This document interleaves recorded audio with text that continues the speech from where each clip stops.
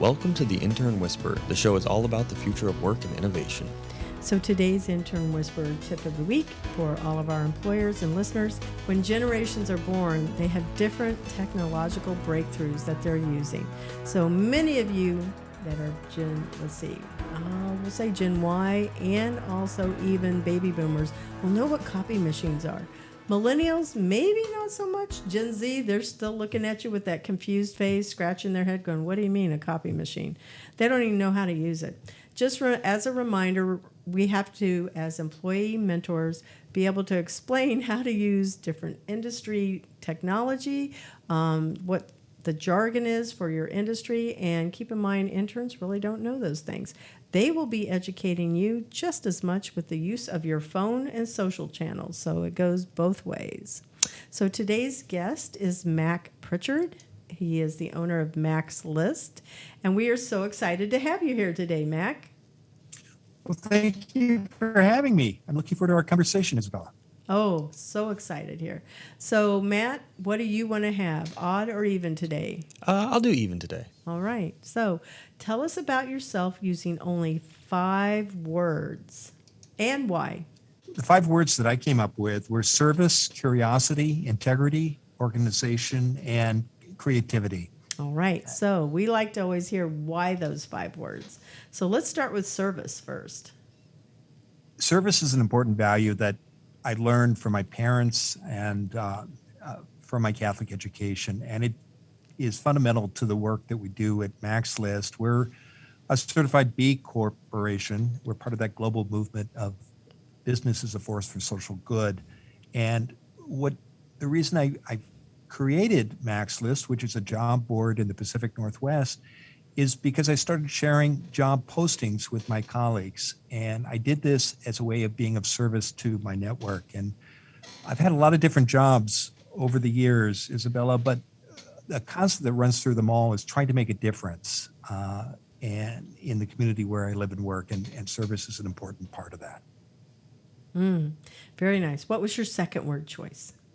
Curiosity. I think I've always been a lifelong learner, and I've always asked lots and lots of questions. I can remember in a high school job talking with some adults at a restaurant where I worked, and one of them saying to me, "Are you writing a book? Why are you asking all these questions?" And I think curiosity is a good trait for anybody to have because it helps you learn and also understand others and see opportunities that might not be apparent to others. So it's been a central part of both my career and my approach to life. Did the curiosity kind of feed into the creativeness as well? Yes, Matt, it has. And for me, creativity, I think sometimes when a listener hears that word, they think that you have to be a painter or a musician. And I think creativity can take all kinds of forms. Problem solving is central to it. For me, I get creative by writing and podcasting, but also looking for ways to make my business better. And I volunteer in many organizations, and looking for ways to do our work in different ways is another form of creativity. I'm kind of curious, when you say you volunteer, where is it that you do that? Because I do that with schools where I might do resume reviews or mock interviews. But I also have gone and done that with places like Career Source and Goodwill. I've volunteered in a lot of different ways over the years. My career before I started Mac's List was in communications, and I worked in politics, government, and nonprofits.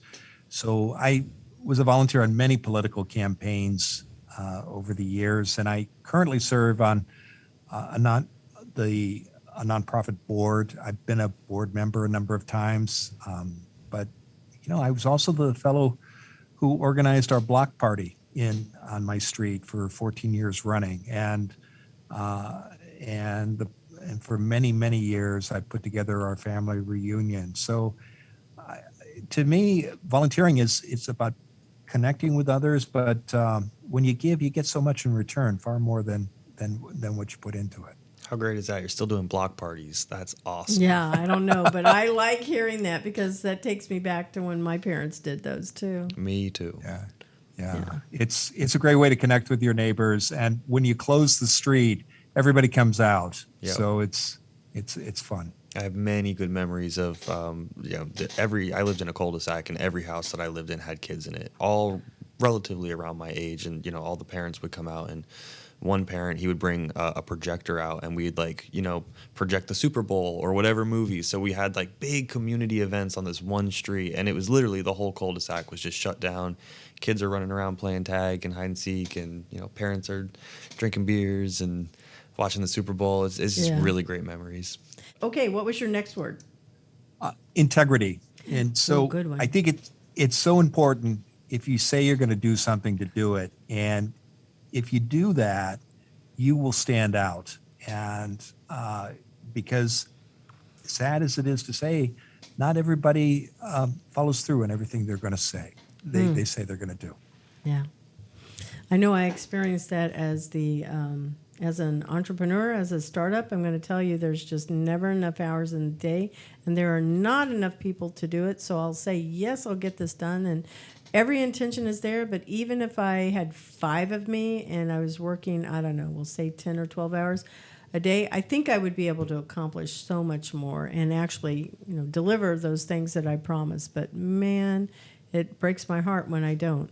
I can tell you that. So integrity, I think that is absolutely needed. It's hard, and it's hard to say no, but as you learn to do it, and you'll be able to follow through on the things that you promised to do, and it forces you to set priorities. And sometimes, if you're a people pleaser like me, you want to try to do as much as possible, and you don't like to say no. But once you learn how to do it, then you're more likely to deliver on what you promised to do. All right, so organization. I love that word. That is one of my biggest words that I love, not just because of length.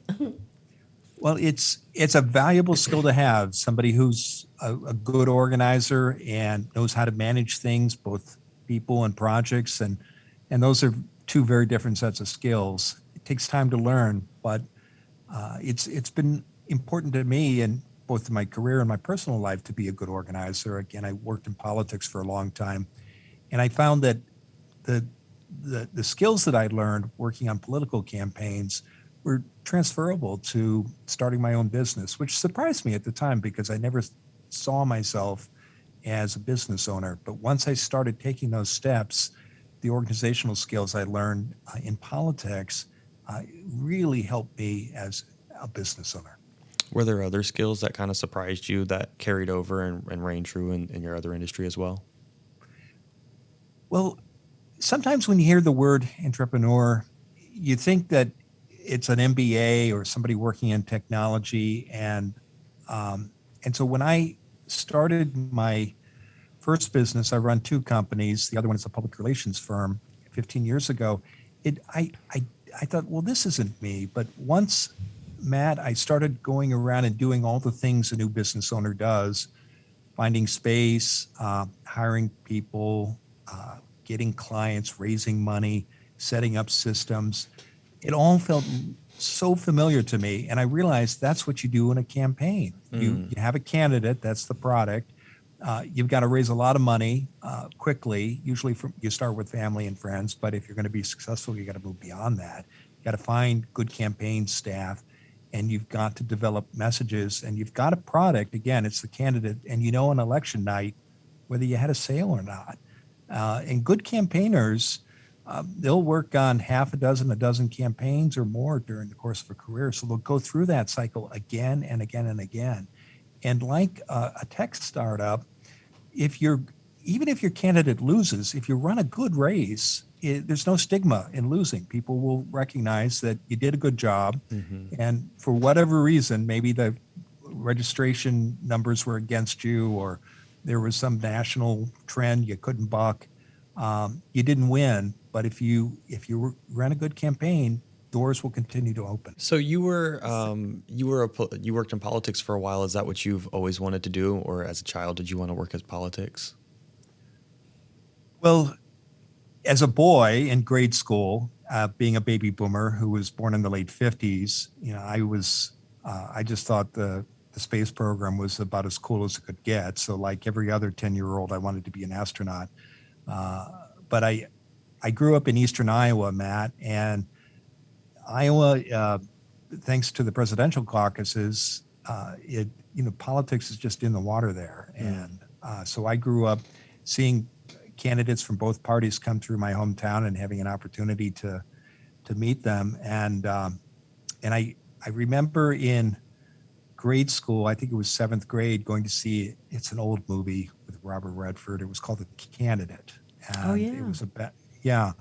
And it was inspired by, depending on who you talk to, either Jerry Brown's first race for office in California in the late 60s or John Tooney, who was a U.S. Senator from California.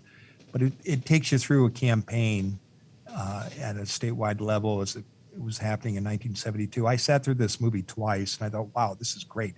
I want to do that. And 20 years later, I went to grad school at Harvard's Kennedy School of Government. I took a class called To Be a Politician, and our first assignment for the weekend was to watch that movie. And I thought, I'm in the right place. That's awesome. Yeah. So politics has always been something that's been important to me. But did you say your family has done this? Is this a family business also? No, my mother was a school teacher, and she taught in the public schools. She was on the bargaining team for her local union, the American Federation of Teachers. She was a special ed teacher. Her grandfather wrote textbooks about government. So there was some interest in politics. An aunt who served on the city council, but usually at the local level. Again, it goes back to that value of service. I had somebody that worked with me for a while, and one of the things that he said, it truly resonated.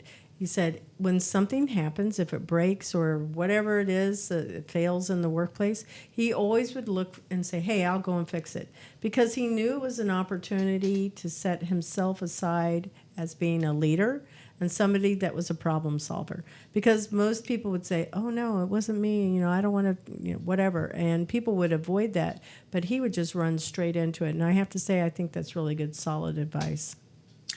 I would agree with that. And before I started my public relations company 15 years ago, I worked as a spokesperson for state agencies and elected officials. And one of the things I discovered in doing crisis communications was if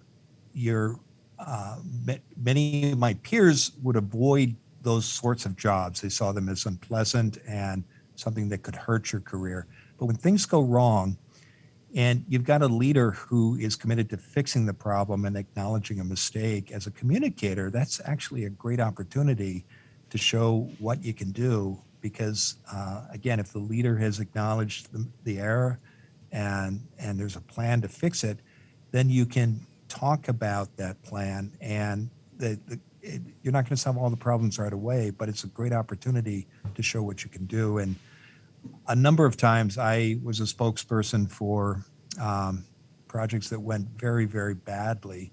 But I took those assignments because the people who were charged with fixing the problem were willing to talk about it candidly. And I found that while the work could be hard, it ultimately was rewarding because you were solving a problem. To your point, Isabella, you weren't denying that something wasn't wrong. You were talking about how you were going to fix it. Mm-hmm. And by taking those unpleasant assignments, I found a lot of doors open for me later in my career. Nice. So share with our listeners about your educational background. Where did you go to college? What was your major? If you did an internship, what was that like? Because that's a different time. I have seen a big difference with what students are expecting from internships now, and they want it to be a lot more mentoring. And when I say mentoring, they mean a technical mentor, somebody that's in their industry. So I'm going to be very interested to hear what your internship experience was like, what your first job was, and then how did you get to where you are now? Because it's a nice meandering path, I'm pretty sure, and you're going to be able to certainly share some great insight because you grew up in a different time too. I did. I went to the University of Iowa from 1976 to 1980. I majored in political science, and I knew that's what I wanted to study when I went to Iowa City. It was challenging for me. It was a big university then. It's twice as big now. At the time, I think there were 20,000 students, and I kind of felt lost in my junior year. And I remember seeing my advisor and talking to him about taking some kind of gap year. But I candidly, I think I just would have dropped out and might not have come back. He said, well, why don't you do an internship instead? And the Department of Political Science at University of Iowa had a connection with a program in Washington, D.C. that arranged semester-long internships with public agencies and nonprofits and private companies. And so I signed up, and I had an interest in Latin America and human rights and politics. And I took an assignment with an organization called the Council for Hemispheric Affairs. And I spent the spring of 1979 there. And what the organization did was pitch the national and international media stories about human rights issues in Latin America and in U.S. Latin American policy. So at the age of 21, I was pitching stories to the New York Times. And it was a small organization. There wasn't a lot of funding. You had to do everything. But that's where I learned my basic public relations skills, how to write a news release. In those days, news conferences were very important, how to put together a news conference, how to talk to reporters, how to get stories in publications like the New York Times. It was a very hands-on experience, and it sounds glamorous, but I also had to walk around town delivering news releases at the National Press Building and doing just a lot of basic office work. But the experience showed me this whole other world that existed outside of Iowa. It gave me the confidence to see that it would be hard, but I could thrive in that world. And it really set me on this course where I decided that after college, I wanted to do three things. One was to get paid to write as a communicator. Second was to work on election campaigns. And the third was to work in human rights advocacy in Latin America. And over the course of the next 10 or 15 years, I did all three things. So, I would think that aside from having really good writing skills, but the research, how were you guys able to do the research at the time? Because again, if there weren't computers, how was everybody getting information? There were libraries, newspapers, books, a lot of time on the phone. And when you're in those years, and again, I'm dating myself, 40 plus years ago, you could call people and get them on the phone, and you could ask them questions if you had to research a subject or a topic. It seems remarkable now, but it was fairly common then. Obviously, you were going to find a lot more knowledgeable people in a place like Washington, D.C. than you might in a smaller town, at least with the technical expertise. I think there's smart people everywhere, but that's how you did it. Very good. Okay, so next question. What are you most proud of? It looks like you're really enjoying the life that you had in that area of being in the politics of just culture and life. But you did a switch. When did you switch over from being in politics to where you are? And is there something that you're more proud of in that previous work life than where you are now? Because we haven't talked about what Mac's List is yet, so we should probably back that one up. Sure. Mac's List is a regional job board and career hub. It's based in Portland. We serve employers in Oregon and Washington, and we typically sell job postings of 500 or 600 a month, and we attract about 70,000 unique visitors to our website every month. About 80% are outside of the Pacific Northwest, and the reason those folks come it's not because they want to move here, though probably a few of them do, but they're not coming for the job postings. They're coming for the career and hiring advice that we offer. And that's what makes us unique as a job board. We don't just put up postings. We also provide lots of content about how to look for work and how to hire smarter and better. The reason we do that, Isabella, is because you can find a posting on a job board like mine, and that's good, and you should apply, and you should pay attention to sites like mine, but you're going to have a much better advantage as a candidate if you get good at job search skills. And that means preparing for interviews, writing good resumes and cover letters, and networking with others. And so we provide lots of free content about how to do that in the form of articles, a couple of free online courses, and a weekly podcast where I talk to different career experts. And I'll also tell you, as a job board operator, if you're just starting out in your career, you probably shouldn't spend more than 30 or 40% of your time looking at sites like mine. The rest of your time, you should be out talking to people, particularly at the companies that interest you the most, and especially to the people who have the jobs that you want or who hire for the positions that you want, because referrals are so popular, or so powerful rather, in hiring, and the people who understand that have an advantage over their competitors. Again, we provide lots of content for employers too, because so many of our customers, the people who post jobs on our site, are small or medium-sized companies, and hiring is not a frequent event, and it's usually put in charge of somebody whose job is something else entirely. They're not trained in how to write a job posting or manage a search process or how best to communicate with candidates. So we provide lots of content and instruction about how to do that as well. So how did a guy who was interested in politics in Latin America end up doing this? Right. As I mentioned, my career has been in communications. After working with human rights groups for about 8 years in Washington, D.C. and Boston, I made the switch to local and state politics in Massachusetts. I lived there for about 9 years.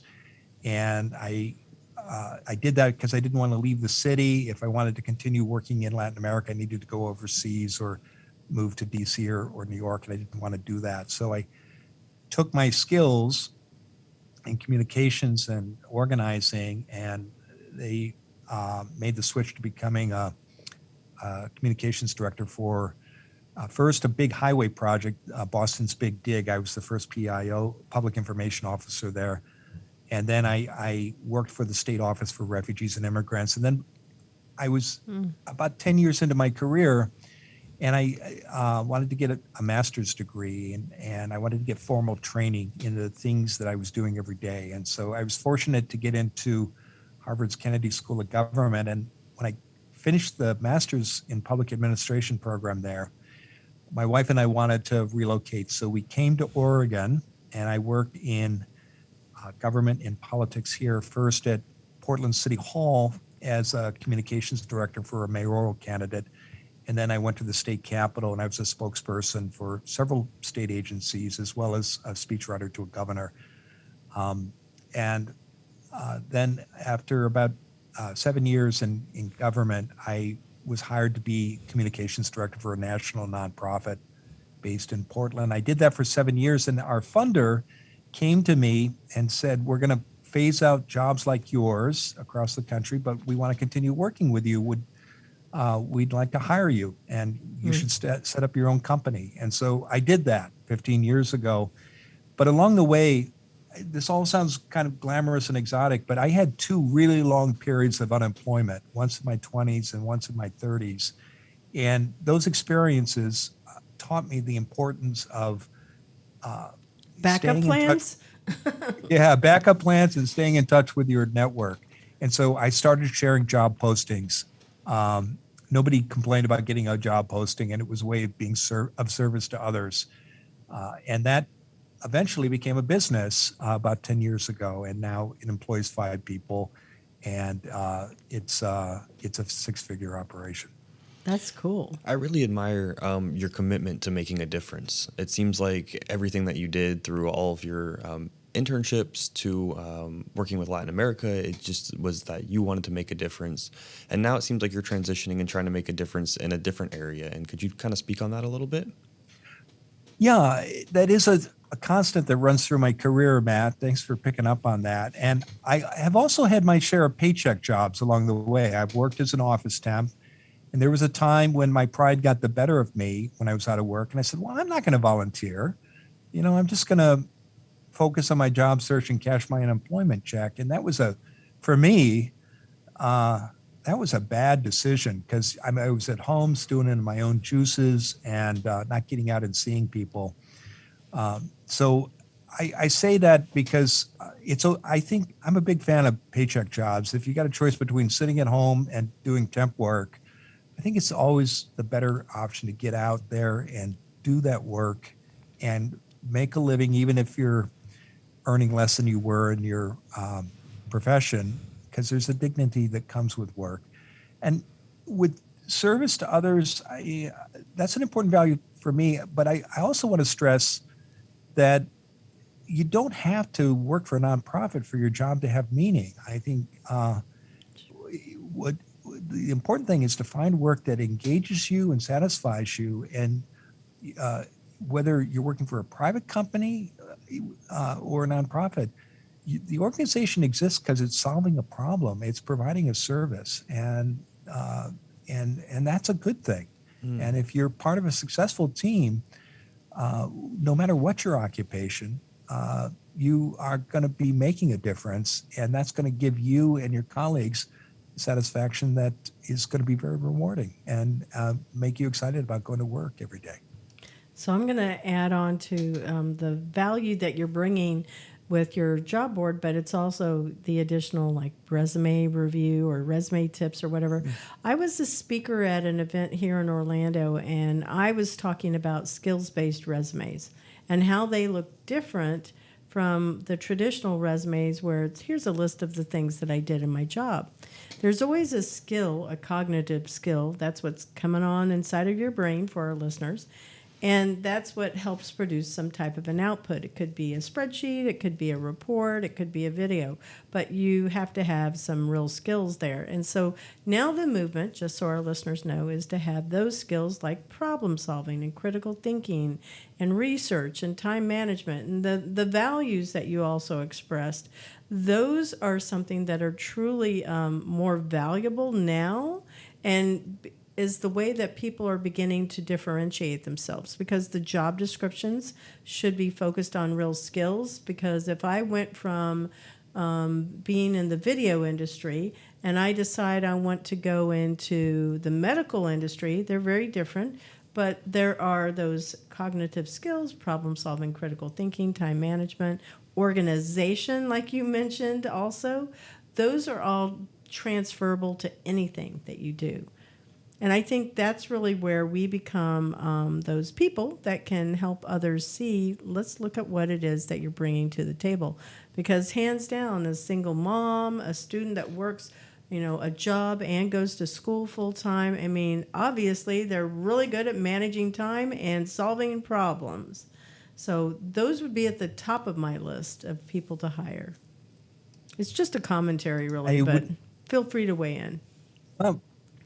Well, you're making an important point, because I certainly meet people all the time who are in one occupation or sector and they want to switch to another, and they've got the skills to do it. What they struggle with is showing an employer that those skills are transferable, or they're uncertain about how to make that case. Mm-hmm. So I'm glad you brought this up. And I think one of the most effective ways you can do that is to do some homework and find somebody who has made the switch that you want to make, and ask them how they did it, what objections did they have to overcome to do it, and how did they overcome those challenges.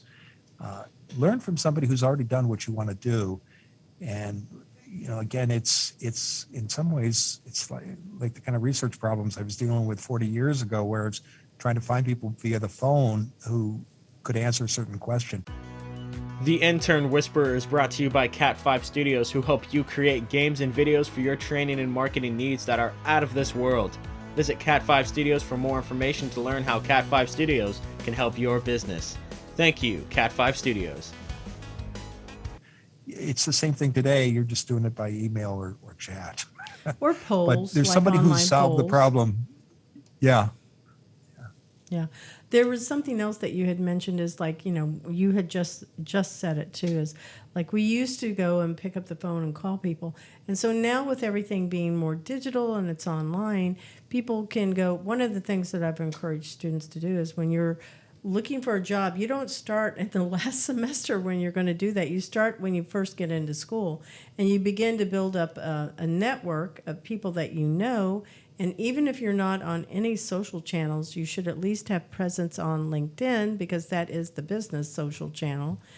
And what I encourage them to do is post your resume. Just post it online and just say, hey, I'm looking for a job. I'm looking for feedback from anybody in HR or anybody that's a hiring manager. And you'll get all types of opinions. People will weigh in with, oh, you should do it in this format or this font or whatever. The point is, it's water on a duck's back. You can listen to whatever you want to. Pay attention if they're mentioning anything that's skills. That would be obviously important. I feel like this world of having internships should be more specific so that it is really setting somebody up for success.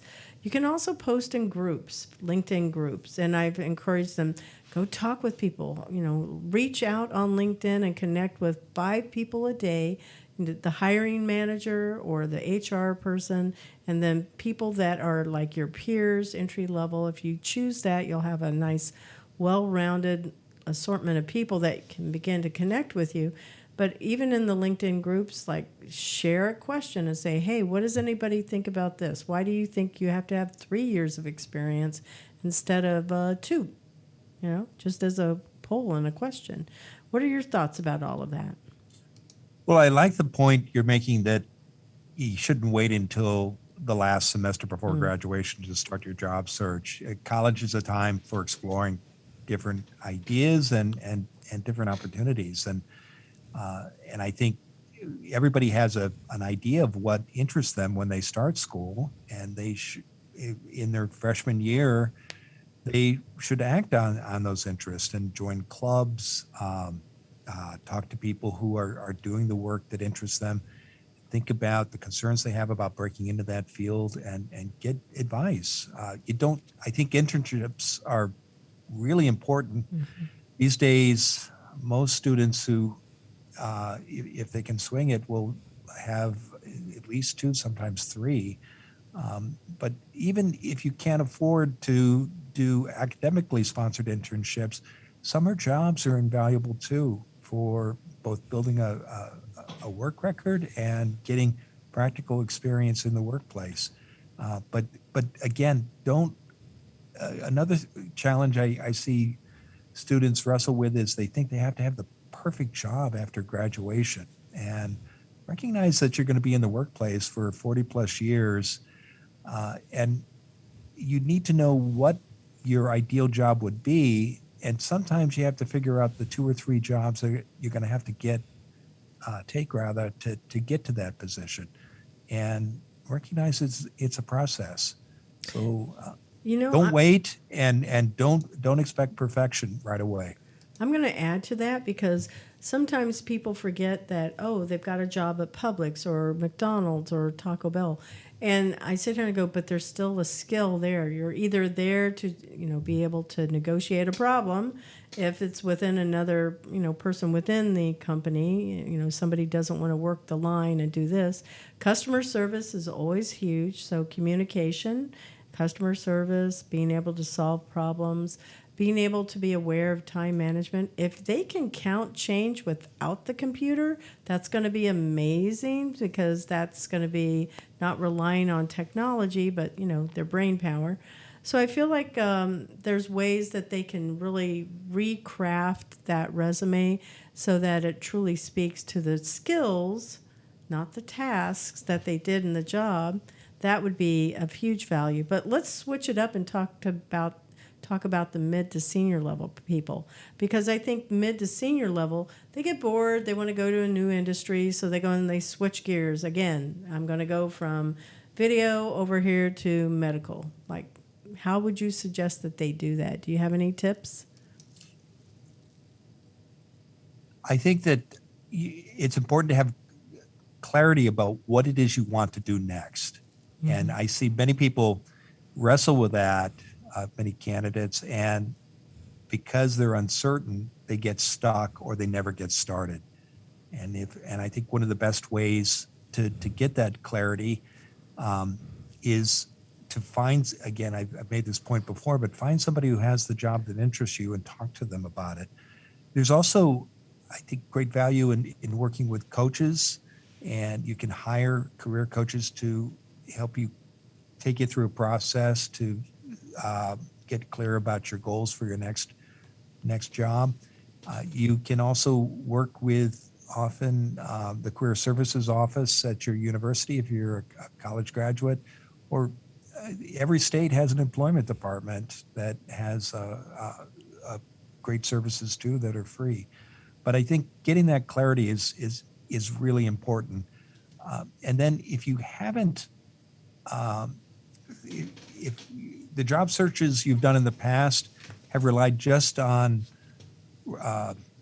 lucky referrals or finding positions on job boards, I would encourage you to step back and invest some time in improving your job search skills, particularly getting good at informational interviews and networking, because referrals are so important in both uncovering jobs that never get advertised and in getting offers once you're a finalist for a position.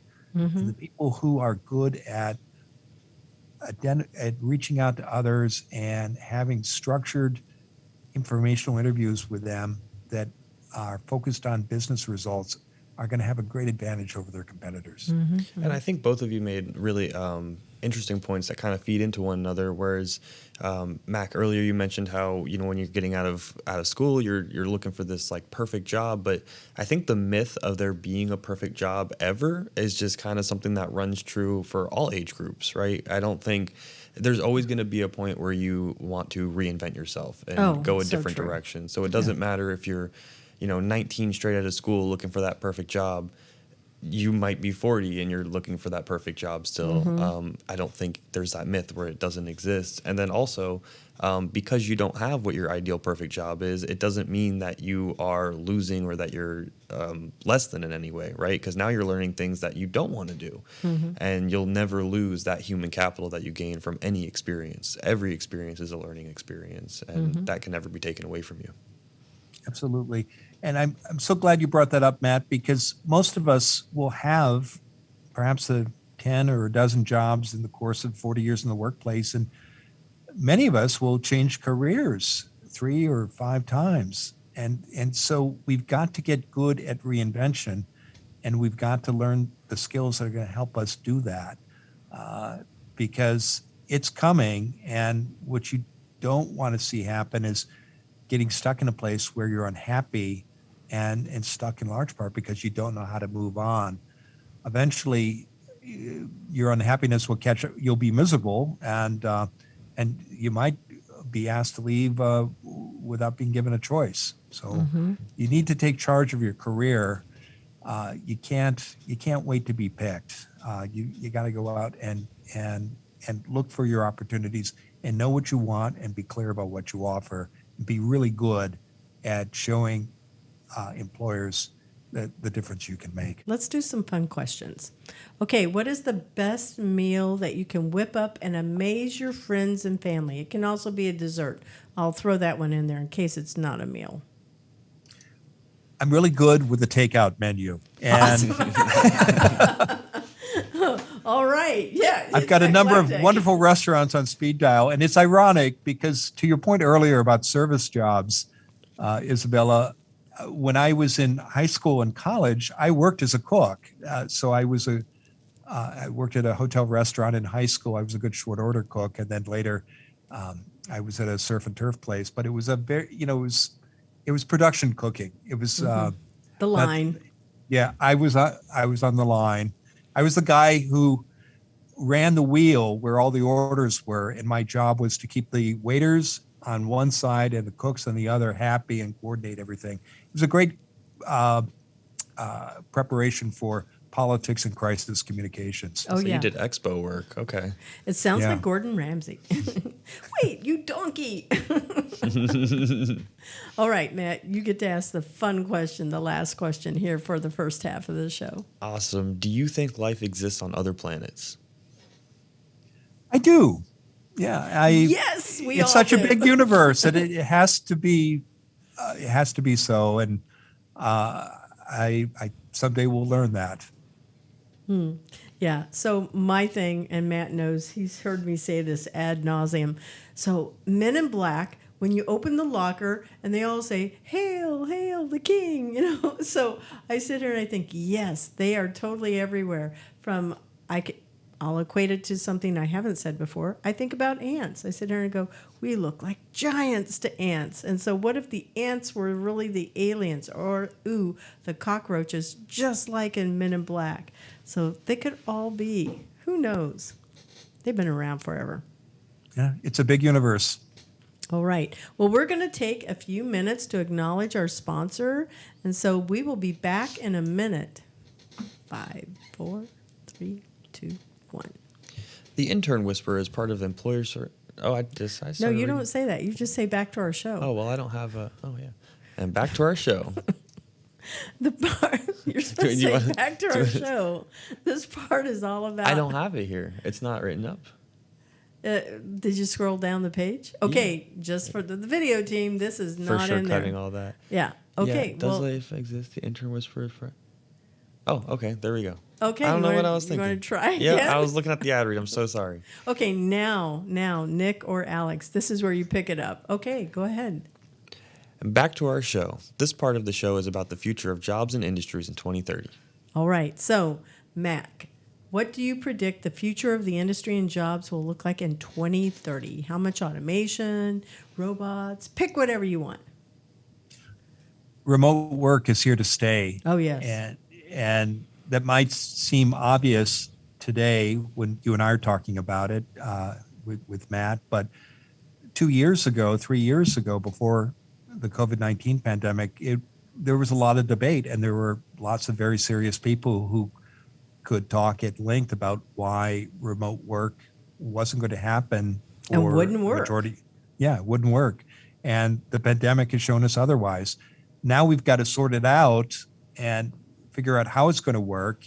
And I think organizations that have invested in real estate and leases have a lot of tough decisions ahead of them in the next 5 to 10 years. And it's not just about property, it's also about management and hiring and Cybersecurity? cybersecurity, but also talent. Now you've got organizations that can be in one city and hire people from across the country. They're not just looking at the local labor pool anymore. I think that this is what the next problem is going to be, is because, as people, we are built for relationships, and we are used to being able to interact face to face and be in the same room.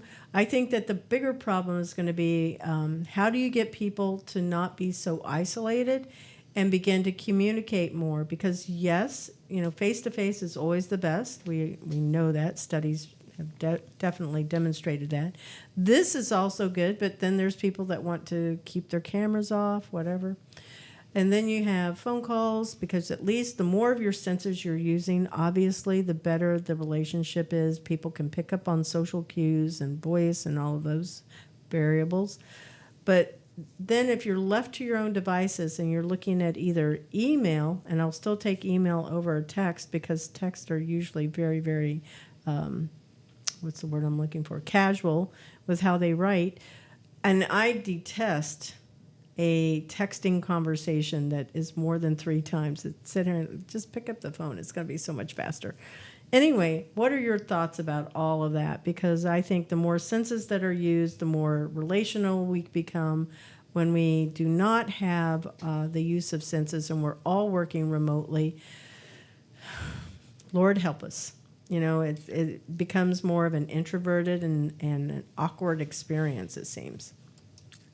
It's clear that we'll have to learn new habits and new ways of working with each other, and the managers and employers are going to have to learn these skills as well, and organizations are going to have to create new processes. How it's all going to play out, Isabella, I don't know, but I will say your point about the importance of human relationships is I think central to this, and because I see this in hiring, but I think it's true of life in general. People want to work with people they know, like, and trust, and they want to find those people to join their team, and they want to spend their days with people like that.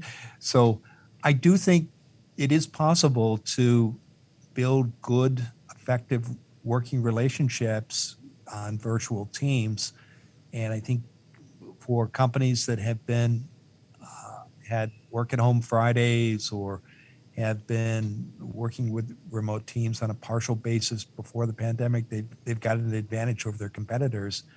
But I think we'll all figure it out in the end. What about robots? I know that, our second question was the impact of COVID on the business, but we've been weaving that one through the whole conversations that we've had here. But what about robots, AI? Where do you think that all of that will fit in there? Well, I think automation has always been important in economic growth and in any business. And I think the pandemic accelerated those processes because there was this period, and it continues for many employers, where revenues plunged and you had to find savings. And so one of the most effective ways to do that is to look for ways to automate business processes. I'm an optimist. Automation's been happening forever, and we keep creating new kinds of jobs, and we keep finding new ways to employ people. What worries me is that we've created all this increase in productivity, and we haven't done as good a job as we could in sharing the rewards of that productivity. I see wage growth. Well, for professionals, it's gone up a little bit in the last 40 years, but since the 1970s, wage growth for people doing manual occupations has gone way down. And at the same time, the productivity has gone way up, in part because of automation. I think we need to find ways to fix that. So I'm going to jump over here. I'm going to ask Matt what he thinks too. So when Matt was onboarded, I had documents that he had to complete, and he either had to manually print them out, or we could write on it as a Google Doc, but that wasn't working well. So obviously having anything that you can automate, like those tedious, mundane tasks of paperwork, getting away from there and making it a faster process. What do you think, Matt? I think there's a healthy blend of it, right? I mean, it's one of those things where when it works, it works really well and it's really helpful. But when it doesn't work, it's kind of the end of everything, right? It's like not knowing how to count change without the calculator. There's a healthy blend of knowing what you need to do and how to do it without automation. So that way, if automation does fail you, then you are able to still complete your tasks. Yep. How about you, Mac? I think when companies are putting out processes like that, it can be both good for the customer and the employer. But I also think you always have to have a way for a customer to reach a real human being. And at my job board, we take great pride in the fact that you can actually, if you're so inclined, call a number and Sue will answer and she'll work with you to fix your problem. And I think companies that do that have an advantage. To Matt's point, I think there is this trend of what sometimes is called shadow work. When we want to order a product or get a service, we've got to fill out these forms that in the past would have been completed by employees of the business that we're purchasing a service or a product from. now we're doing that work. And that's not automation so much as, almost outsourcing the work to the customer itself, himself. But there's a productivity gain that comes from that. And that goes back to my other point. Well, we're seeing big gains in productivity, both because of these business processes and automation, but we're not seeing those productivity gains translate into higher wages for many people and higher salaries. And I don't think that's an automation problem. I think that's a problem that requires, other changes. But that's one of the unintended consequences of automation is not increased productivity. That's a goal of it, but we're seeing income inequality result because of it. Do you think that's like a technology moving faster than like legislative, or where do you think that comes from? I think it's a policy question, Matt. And,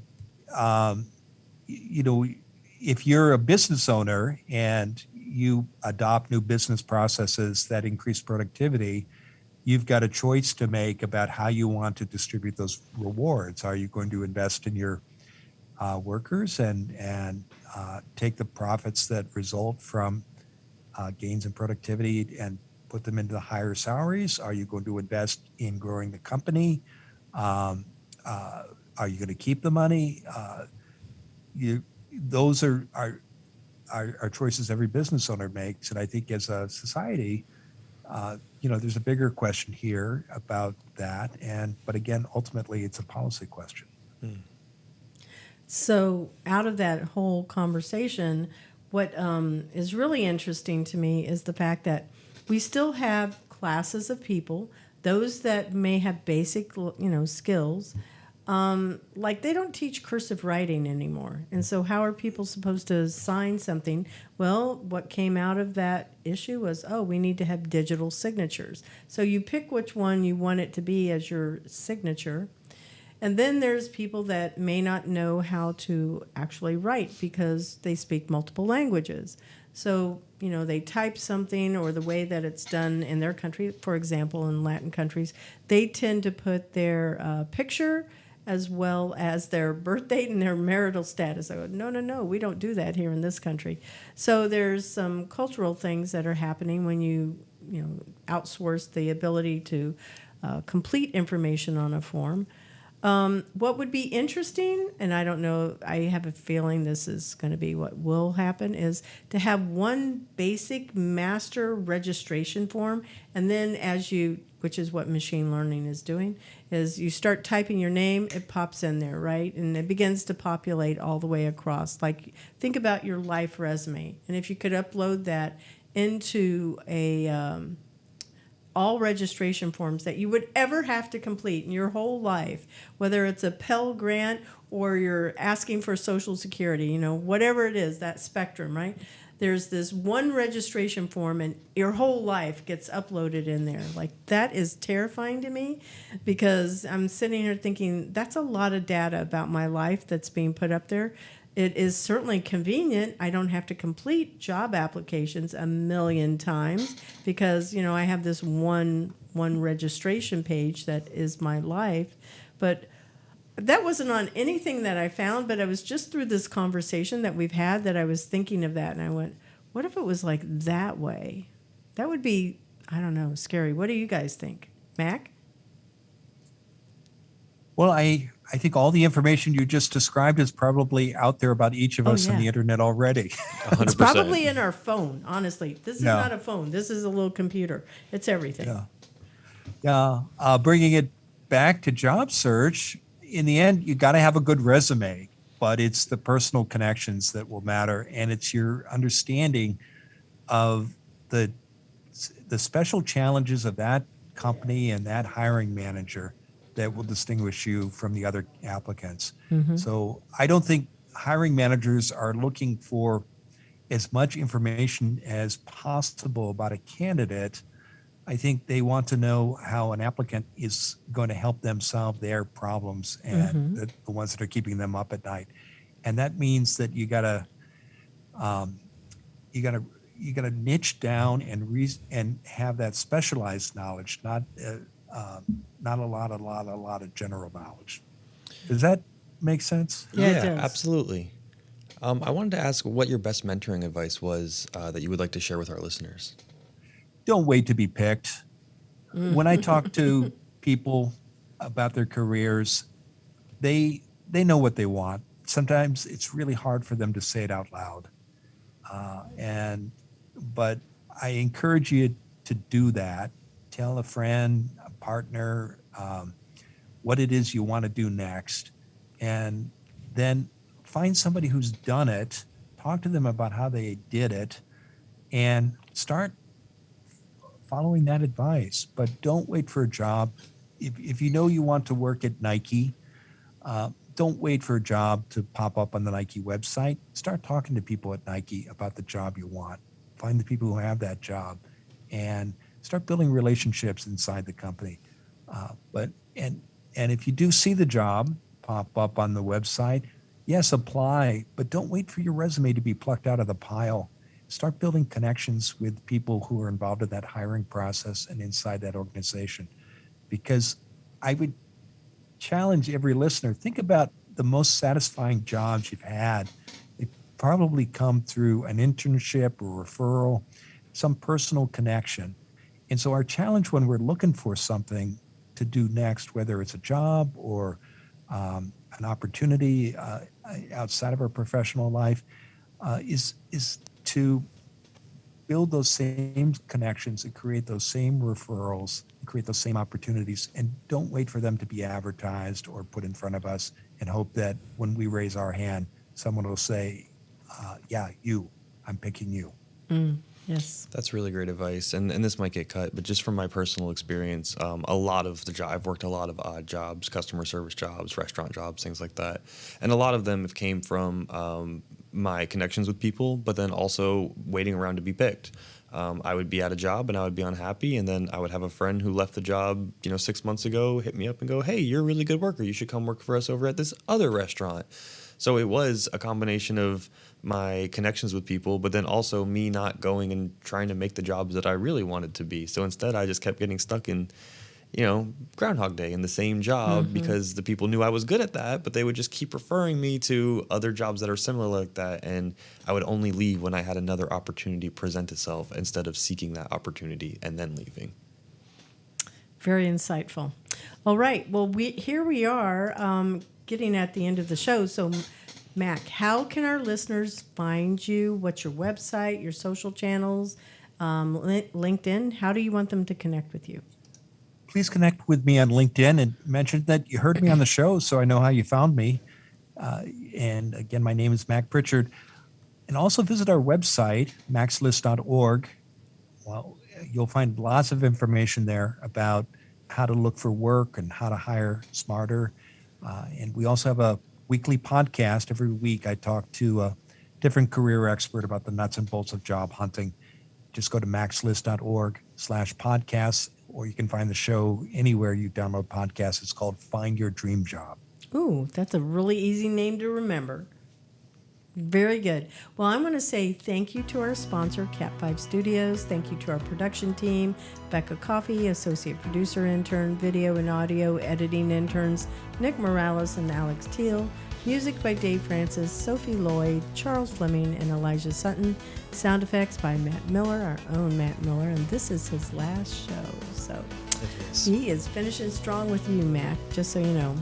Miguel Sintra and Dave Francis. And employers, visit our Employers for Change website at e4c.tech. That's E4c.tech to learn how you can get stellar results with your intern program that benefits your employees and interns and be recognized as an employer for change. Thank you so much, Mac. This has been delightful, and I am very, very grateful for you being a guest on the show today. Well, thank you for having me. I enjoyed my conversation with you and with Matt. Very nice. Thank you so much. It was a pleasure meeting you. All right, Mac, I'm going to miss you so much, buddy. Gonna miss you too. It was such a blast. Awesome. All right, we're saying goodnight to all of our listeners.